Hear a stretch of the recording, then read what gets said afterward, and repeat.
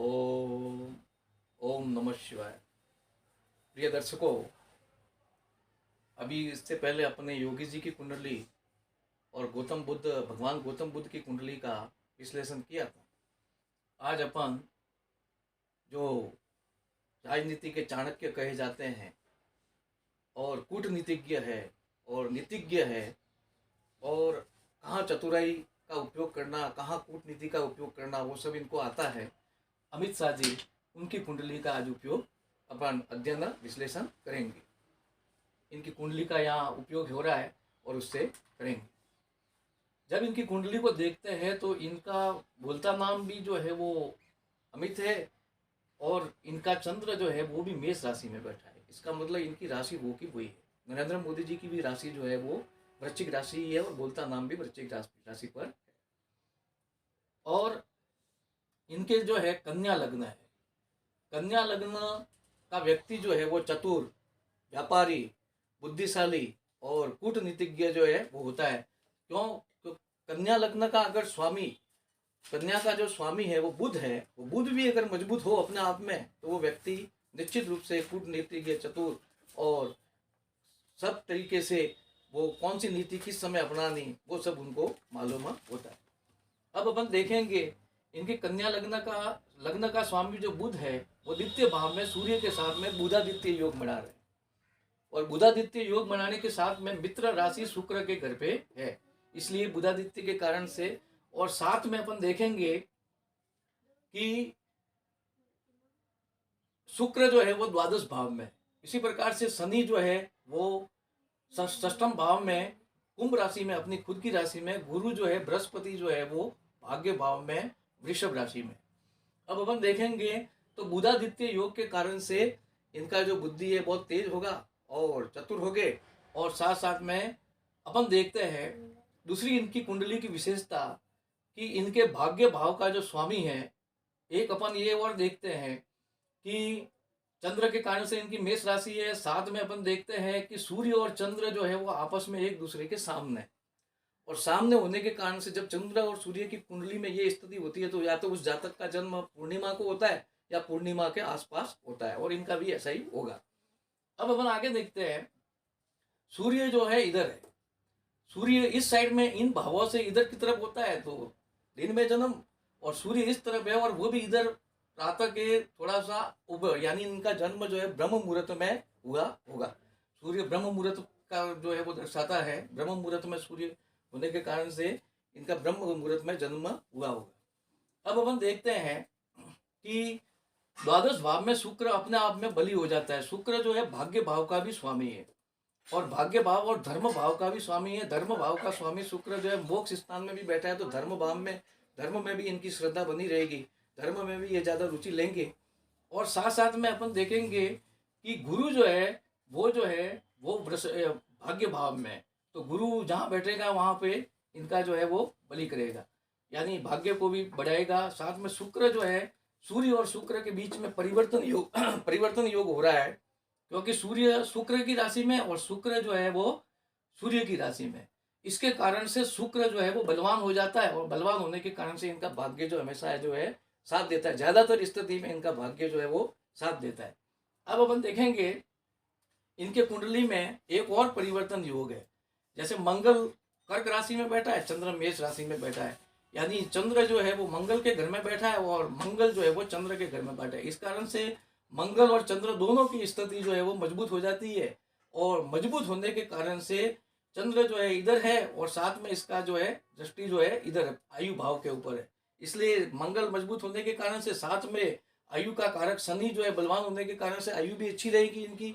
चंद्र कुंडली के हिसाब से देखे हुए तो भी मंगल जो है चतुर्थ भाव में है, और चतुर्थ भाव में आयु स्थान का स्वामी जो है शनि जो है वो एकादश भाव में है, और एकादश भाव में जो है हमेशा कोई भी ग्रह जो है वो पाप ग्रह जो है वो बलवान माने जाते हैं। शनि तो अपने आप में बली है ही है। सूर्य भी जो है वो, सूर्य का भी नीच भंग हो जाता है, क्योंकि शुक्र और सूर्य के परिवर्तन योग के कारण से सूर्य नीच राशि का होने के कारण भी नीच भंग राजयोग बन जाता है, और उस कारण से जो अपन देखेंगे इनको राज्य से, सरकारी क्षेत्रों से इनको फायदा होने ही वाला है, क्योंकि सूर्य जो है अपने आप में मजबूत हो जाता है नीच भंग राजयोग से। और अब इसे देखते हैं अपन आगे कि मंगल और चंद्र मजबूत होने के कारण से मंगल जो है वो इनके जो कुंडली के अंदर जो है वो अष्टम भाव का स्वामी है, यानी पराक्रम को भी बढ़ाता है, साहस को भी बढ़ाता है। साथ में चंद्र जो है वो इनकी कुंडली में इधर भाव का यानी लाभ भाव का स्वामी है, और वो भी बलवान और परिवर्तन योग के कारण से, इसलिए इनको किसी भी प्रकार से लाभ जो है वो होता ही रहेगा। धनेश शुक्र जो है परिवर्तन योग के कारण से, यानी धन का भी सुख जो है इनके जीवन में बना रहेगा, और धन येन के प्रकार इनको प्राप्त होता रहेगा।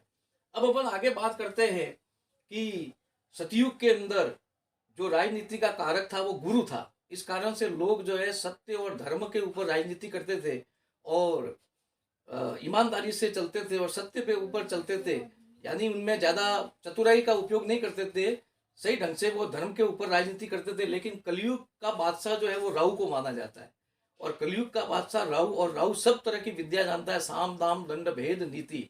और कलयुग का बादशाह राहु इनकी कुंडली में खुद जो है वो उच्च का, मिथुन राशि के उच्च का बैठा है, और वो भी दसम भाव में बैठा है। दसम भाव में बैठा है, दसम भाव का स्वामी बुध भी बलवान है। राहु उच्च का होने के कारण से इनमें साम दाम दंड भेद, किस समय क्या स्थिति अपनाना, किस समय कौन सी स्थिति में क्या नीति अपनानी, इनको सबको जो है सब जो है इनको मालूम रहता है, और उसी के अनुसार वो जो है वो कार्य करते हैं। साथ में इनके अंदर गुरु भी है, तो गुरु और राहु, राहु ज्यादा प्रभावी है। इस कारण से राहु के कारण से इनकी आज की राजनीति में, ये कलयुग का बादशाह राहु है, इसलिए आज की राजनीति में ये बहुत सफल हो गए, और आगे भी सफल होते रहेंगे। साथ में अपन देखते हैं गुरु भी बलवान है, तो साथ साथ में इनके अंदर धर्म का भाव भी रहेगा। कुछ जो है धर्म के आधार पर चलना होगा तो वहां पर ये धर्म के आधार पर भी चलेंगे। चतुर्थ भाव में जो है केतु है, केतु अपने आप में मोक्ष का कारक है, और ये केतु धनु राशि के अंदर बलवान है। और गुरु जो है वो भी बलवान है, इसलिए मोक्ष स्थान का स्वामी, और मोक्ष और धर्म के भाव बलवान होने के कारण से मोक्ष का कारक केतु बलवान होने के कारण से मोक्ष का भी जो है इनको मतलब मिलता है लाभ। और साथ में अपन देखेंगे शनि अपने आप में बहुत ही बलवान है। कन्या लग्न का कारक, कन्या लग्न में जो जो योग कारक ग्रह माने जाते हैं ज्यादातर, एक तो शनि और एक शुक्र। शुक्र इनकी कुंडली में बहुत बलवान है। साथ में शनि जो है विद्या स्थान का स्वामी होके, पाप ग्रह जो है जब षष्टम भाव में 1 2 3 4 5 और 6 षष्टम भाव में पाप ग्रह जब बैठे रहते हैं तो वो शत्रु विनाशी होते हैं। और यहाँ पर अपन देखेंगे कि शनि जो है खुद अपनी 11वीं कुंभ राशि के अंदर जो बैठा है, मूल त्रिकोणी राशि में बैठा है, तो शनि अपने आप में बहुत बलवान है। इसलिए शनि इनको चिंतन मनन विचारशील बनाता है। साथ साथ में शनि जो है शत्रु विनाशी भी है, राहु भी शत्रु विनाशी है, शनि जो है वो शत्रु विनाशी भी है, और शत्रु को नाश करने वाला भी है, इसलिए शत्रु इनके सामने ज्यादातर टिक नहीं पाते। अब अपन देखते हैं चंद्र कुंडली के हिसाब से भी जो है वो राहु जो है तृतीय भाव में बैठा है, पराक्रम भाव में, इसलिए पराक्रम साहस अच्छा रहेगा। केतु जो है मोक्ष का कारक, और गुरु जो है वो अपन देखते हैं गुरु द्वादश ये द्वितीय स्थान में, इसलिए धर्म भाव भी इनका बलवान हो जाता है। साथ में राहु जो है वो तृतीय भाव में पराक्रम भाव में बैठा है, साहस साम दाम दंड भेद सब प्रकार की नीति को ये जानते हैं। साथ में धर्म के अनुसार चलना भी इनको आता है। तो इस प्रकार से ये राजनीति के चाणक्य कहे जाते हैं, और कूटनीतिज्ञ कहे जाते हैं।